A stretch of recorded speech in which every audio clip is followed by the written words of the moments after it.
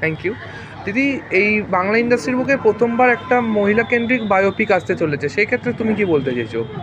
আমার মনে হয় এই ক্ষেত্রে আমারই না, আমার মনে হয় প্রত্যেকটা অভিনেতা অভিনেত্রীর এটাকে সেলিব্রেট করা উচিত।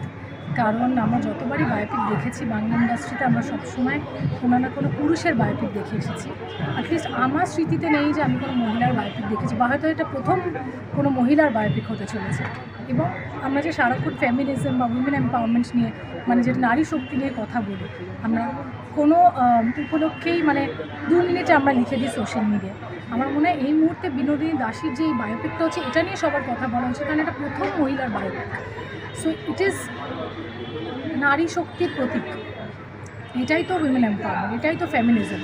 এটা যে আমাদের বাংলা ইন্ডাস্ট্রিতে হচ্ছে, এটাই সবথেকে বড় একটা সেলিব্রেশন। তো আমার মনে হয় আমি এই মুহূর্তে খুবই খুশি যেটা করতে পেরেছি। অ্যান্ড আস্তে আস্তে আমাদের ট্রেলার, আমাদের গান